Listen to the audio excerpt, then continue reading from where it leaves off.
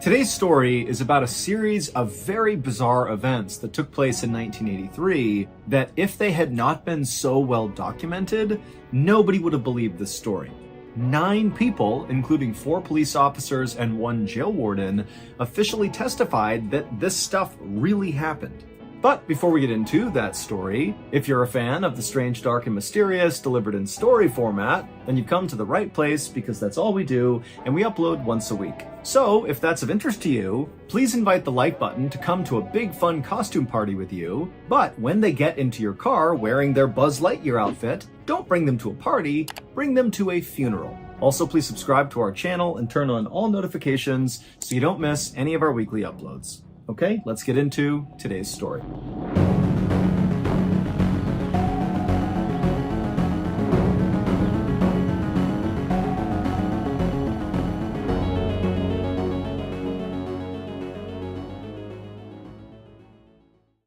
On February 24th, 1983, a 21-year-old man named Don Decker walked into a funeral home in the tiny rural town of Stroudsburg, Pennsylvania, where Don's grandfather's funeral was being held.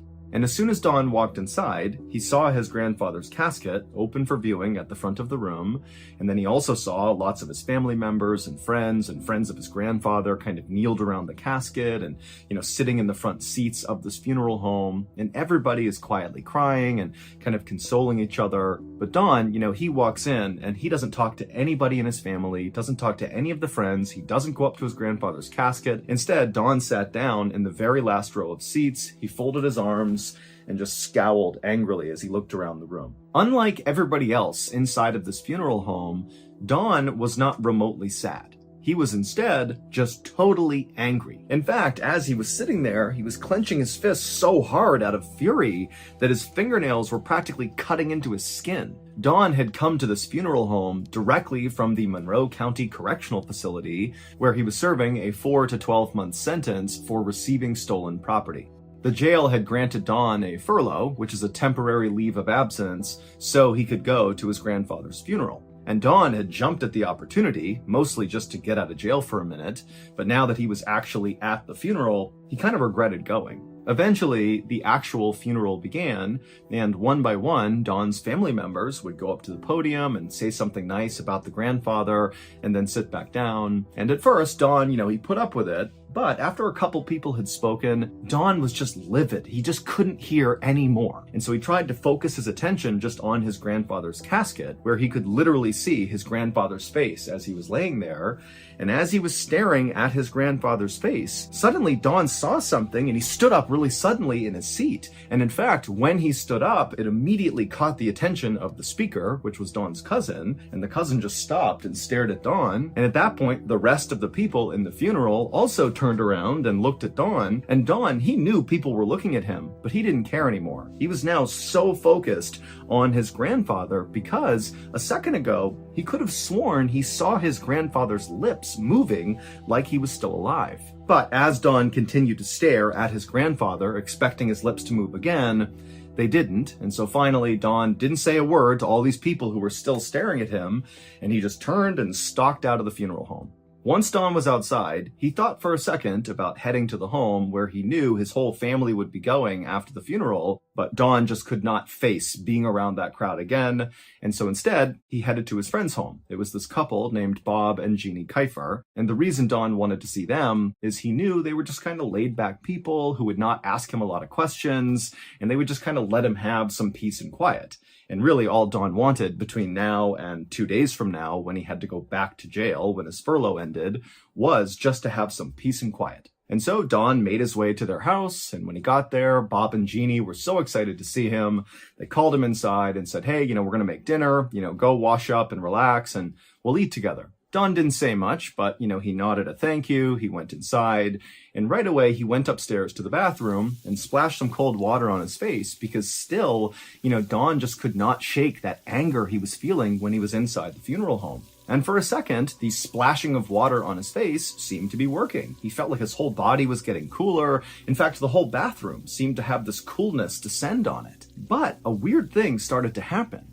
Don, as he's feeling this kind of cool come over him, he realized it was actually getting so cold in the bathroom, literally, like physically cold in the bathroom, that it was becoming uncomfortable, like he was cold. And then when Don just happened to look up at the mirror right in front of him, he could have sworn for a second he saw on the edge of the mirror the face of an old man wearing a gold crown. And immediately Don, he kind of freaked out and turned around, but there was nothing there. And as he's like shivering from the cold from being in this bathroom, he began looking all around him, trying to find this old man with a crown on his head, but obviously there was nothing in the bathroom with him. And so Don felt totally unsettled by this. He didn't understand why it was so cold. He didn't know what he had just seen.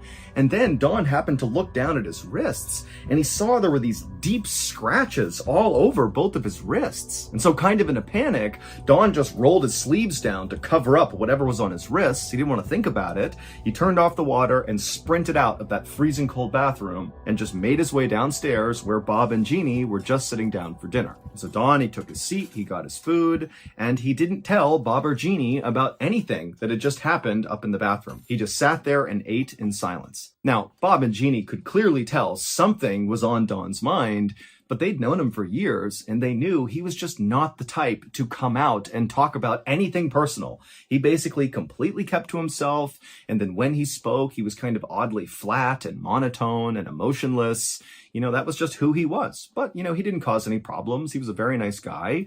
And so for this entire meal, Bob and Jeannie just kind of looked at Don, but didn't ask him any questions and just let him eat in peace. After the trio was done eating, Jeannie gathered up their dishes and headed to the kitchen to wash up, and Bob and Don headed to the living room where they sat down and Bob turned on the TV, and for a few minutes the two friends just watched TV. But at some point, Bob realized when he looked over at Don that Don was not really looking at the TV. He was actually looking down at the ground. It was like he was just sitting there motionless, just staring off into space.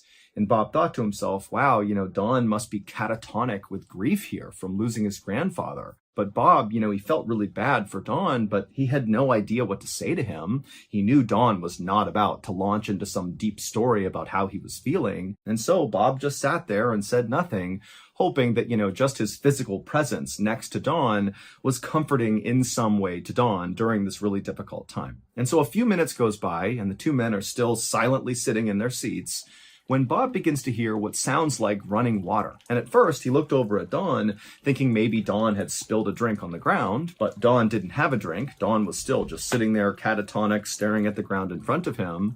And then, Bobby turned and looked towards the kitchen, thinking maybe Jeannie had spilled a drink, but she didn't appear to have done that. And then Bob felt a drop of water land on his head. And so he looked up and he saw water was coming through the ceiling. And so right away, Bob stood up and he yelled to his wife that a pipe had burst. And then Bob, he grabbed his phone and he called his landlord, who lived right nearby, and said, you got to get over here. There's a pipe that's burst in your house. And just a couple of minutes later, the landlord and his wife arrived at the house. The landlord ran inside and he and Bob rushed upstairs to try to find the origin of this leak. And when they got up there, they looked everywhere and there was no obvious sign of where water could be leaking from. The toilet wasn't overflowing, neither was the sink. They couldn't hear the sound of running water anywhere. And then they also realized as they're walking around upstairs that where the leak was coming through the ceiling above the living room, they went to that rough area above the living room, and the landlord was like, there's no plumbing over this area. There should be absolutely no water anywhere near where the water was coming through. And so Bob and the landlord were very confused, and they began walking downstairs to try to figure out what else they could do. And when they walked downstairs, two things happened very quickly. The first was, as they came down the stairs, they were entering the living room where the leak had originally been noticed. And when they walked back into the living room, they saw right away that this leak had grown, and it was now not just coming out of the ceiling of the living room, but it was also now leaking out of the walls of the living room. Basically, all the different walls and surfaces in the living room were leaking water. And then the second thing they noticed was Dawn. Dawn was still sitting on the couch, still just totally catatonic, staring at the ground, not doing anything, which made no sense. Everybody else in the house is running around trying to figure out this leak, and there's Dawn just staring at the ground. And so Bob, who at this point is pretty overwhelmed with what's happening here, but he thought, I gotta make sure Dawn's okay. And so he just walked through the leaking living room right over to Dawn, and he said, Dawn, are you okay? And Don, he didn't say anything, he didn't move, but his mouth kind of contorted into this weird smile with his lips kind of pulling away from his teeth, and all the tendons on the top of his hands began to tense as he wiggled his fingers. And Bob, at this point, he realized there's something wrong with Don, and they needed to call the police.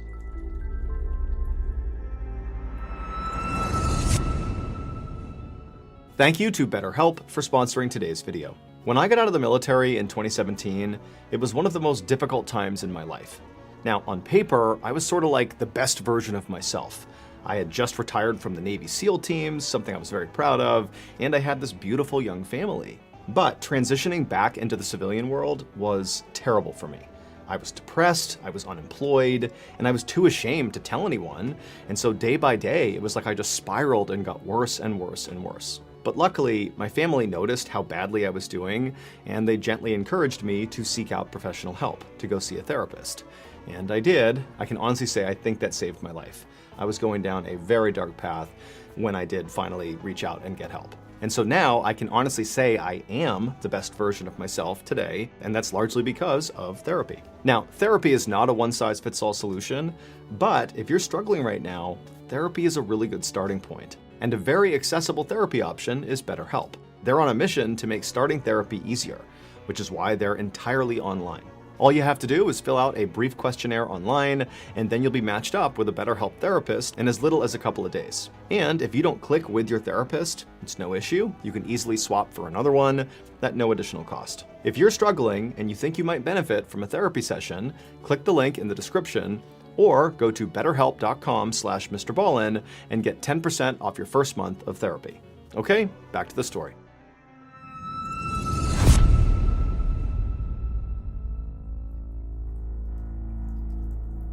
Two police officers named John Bojan and Richard Wolbert arrived at Bob and Jeannie's house. And so they came inside, and Bob quickly tried to explain what was going on.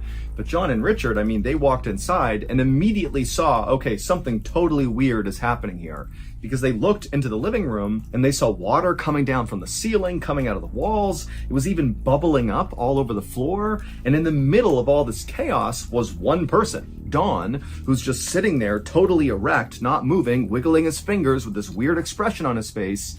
And the police very quickly said to Bob that we don't know what this is. We don't even know how to help. So we're going to get our police chief. And as soon as those officers left, it was like Bob, Jeannie, the landlord, the landlord's wife, they were now scared to be in this house. Before, it was just baffling. But now with Don sitting there tapping his fingers with that weird grimace on his face and water coming out of everywhere for no reason, it was like terrifying. And so the four of them just kind of huddled in the dining room staring at Don and the living room until finally the two officers came back with their police chief. But once the chief came inside, things did not get any better because the chief walked inside and he saw how totally weird this was. But his reaction was, this is not a police problem. You clearly have some sort of totally weird plumbing issue that seems very extensive, and your friend, he seems okay, he's just acting really weird. And so the chief told his two officers, John and Richard, to not talk about what they saw in this house and just leave, don't report it, get out of here, we're done with this. And just like that, John, Richard, the police chief, they said, okay guys, your problem, and they left. And then Bob and Jeannie's landlord was like, okay, we're gonna get a plumber over here right away, and you can deal with this. And then they left. And so Bob and Jeannie at this point are totally unsettled, and they just stood in the dining room staring over at the living room where Don was just sitting there tapping his fingers, water's leaking all around him. And then finally a plumber came to the house and they searched the whole house and they could not find anywhere where there was a leak. It literally didn't make sense that the living room was still leaking water. And so Bob, he contacted his landlord and said, what do you want me to do? And the landlord said, you know what? I don't know. We'll send out more plumbers tomorrow. We'll figure it out. And so Bob and Jeannie, they just put out as many towels and blankets as they could all over the living room, doing their best to kind of sop up the water. The whole time they're glancing over at Don, who's still not moving, tapping his fingers, sitting on the couch. And then finally, after Bob and Jeannie had exhausted their towel and blanket supply trying to sop up all this water, they're like, what can we even do? It's still leaking. We can't stop it. We don't know what's going on with Don. And so the couple just sat in the dining room staring into the living room, basically at Don, just kind of waiting for him to maybe break out of his trance. And eventually Don would, break out of his trance, kind of. instead of, suddenly standing up and talking to Bob and Jeannie, he just eventually kind of dozed off, still in the upright sitting position. And so at this point, Bob walked over to Don just to check on him and make sure he was breathing and that he was okay. And so he checked and, he was, Don was okay. But Bob noticed that on Don's neck were all these dark red scratches and marks, like someone had been strangling him. And then also on the inside of Don's collar was a little bit of blood. And so Bob, he calls over Jeannie and he's like, what do you make of this? And she's like, I don't know. This whole thing, I don't know what's going on here. And so the couple decided they would just go to bed. Don seems like he's okay. He's sleeping on the couch. We can't fix the water, so that's all we can do. And so the couple, they went upstairs, they went to bed, and the next morning when they came back down, the living room was still leaking, and Don was wide awake again, back in that sitting position, tapping his fingers with this bizarre grimace on his face. And all day that day, and all day the next day, that's where Don would stay, in that position, only stopping to fall asleep, still in that position. And over those 2 days, all these plumbers and different people came over the house, and nobody could figure out where this leak was coming from. And so the water just continued to pool inside of the living room. And then finally, on February 26th, so 2 days after Don had arrived at Bob and Jeannie's house, Don suddenly stood up. He didn't say a word to Bob or Jeannie. He just walked out of the house. And as soon as he did, all the water that was leaking out of the ceiling and the walls stopped. Don would go back to prison, and when he walked into his cell, his cellmate took one look at Don, and apparently the look on Don's face was so unsettling that the cellmate immediately called over one of the guards and said, you gotta get me out of the cell. I can't be in here with this guy. And so this cellmate and the guard, they both turned and looked at Don, and Don, he was at the back of the cell and he was facing both of them. And when they looked at Don, that totally weird grimace came across his face, the same one he had on as he sat in Bob and Jeannie's house for those 2 days. It was the same expression, and with that expression on his face, in this totally creepy kind of hollow voice, he says to the two men, I can make it rain. Now, the cellmate was terrified of Don and was practically screaming for the guard to let him leave the cell, but the guard, who was definitely unsettled by Don and his behavior, he was less scared and more just kind of intrigued with what Don had just said. And he said, okay, hey Don, if you can make it rain, then why don't you make it rain in the warden's office? And after the guard said this, Don's expression, that kind of creepy, weird smile he had, it grew larger and larger until he had this totally bizarre smile on his face, exposing all of his teeth. At this point, the guard now felt totally terrified of Don and understood why the cellmate was so scared of him. And kind of instinctively, the guard just turned and ran into the warden's office to tell the warden what was going on with this guy. But when he got into the warden's office, he looked at the warden, Dave Keenhold was his name, and he was sitting at his desk doing some paperwork, and Dave looked up at the guard, and the guard realized on Dave's chest, his shirt, there was this wet spot that was growing slowly all over his chest, and it was almost like the warden didn't realize it was happening. And so Dave looks up at the guard and he's like, what's going on? And the guard, he just points at Dave's chest and says, look! And so the guard told the warden about what he had just witnessed in the jail cell and how he had kind of jokingly told Don to make it rain in the warden's office, and now there's this wet patch on your shirt, what's going on here? And the warden, he looked down and he was just as caught off guard by this wet spot on his shirt. And so he leapt up and he and the guard ran back to Don's jail cell. And when they got there, they couldn't believe what they saw. Water was pouring out of the ceiling. It was coming out of the ground. Even the bars were leaking water. And there was Don in the back of the cell, standing there with that terrible smile on his face, and his fingers were contorting. All the tendons were all tight in his hand. And his cellmate was practically crying, huddled in the corner. And so right away, Warden Keenhold moved the cellmate out of that cell, put him in another cell, and then shut the cell where Don was. And then the warden called a plumber to come out here and stop this leak from wherever it was coming from. But the plumber came to the jail, and no matter where he looked, he could not find anything that would cause this leak inside of this jail cell. It just didn't make sense. And in fact, the plumber was so scared of Don, who the whole time this inspection is happening, he's standing in the back, wiggling his fingers with this bizarre look on his face.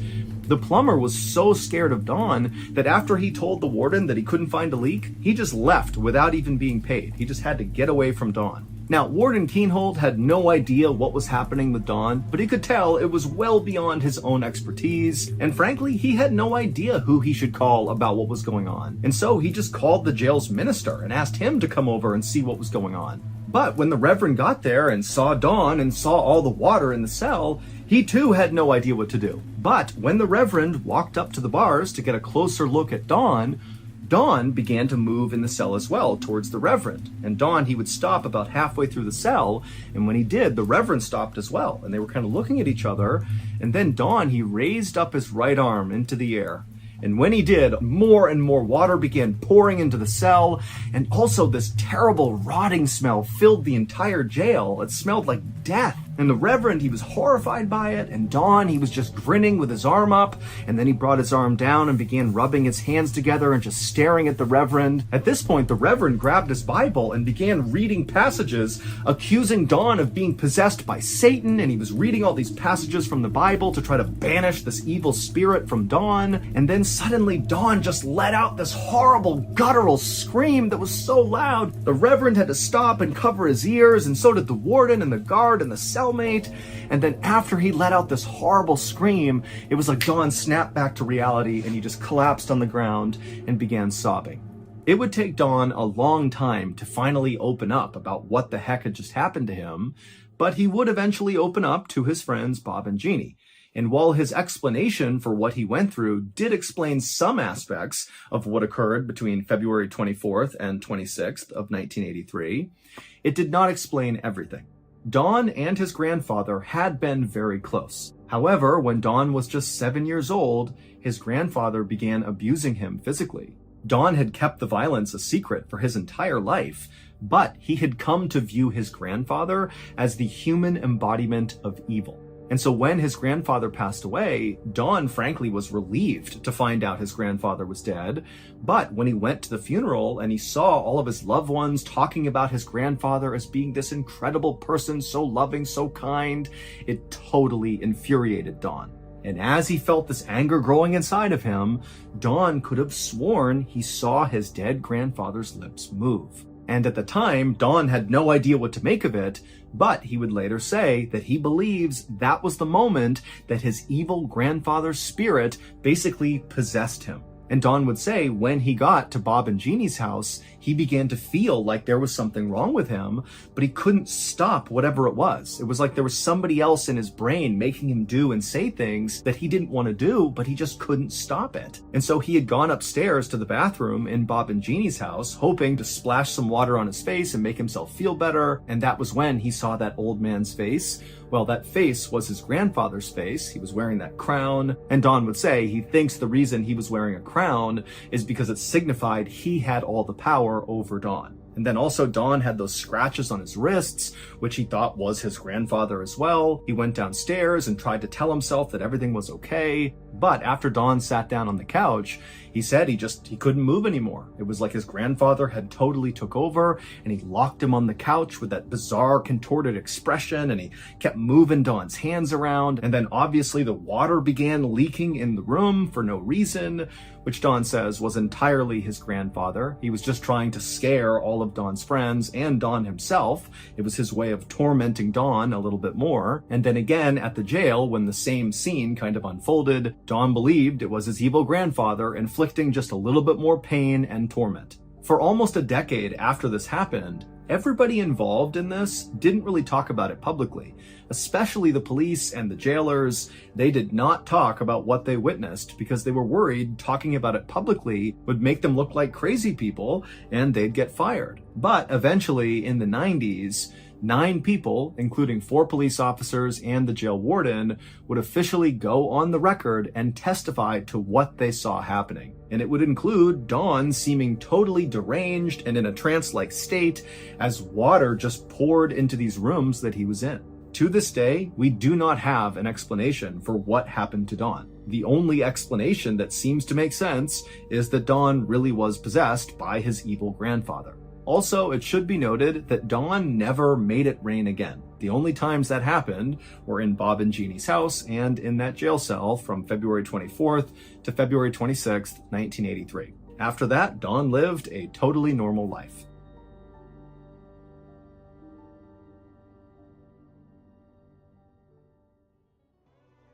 Just a reminder, my very first book, Mr. Ballin Presents Strange, Dark, and Mysterious, The Graphic Stories, is out right now and shipping worldwide. You can find it wherever books or audiobooks are sold. This book is truly a brand new experience for anybody who's a fan of the strange, dark, and mysterious. We've never had a book before, so this is a big deal. It's a collection of 9 stories. Some are new, some are old, but they're all awesome.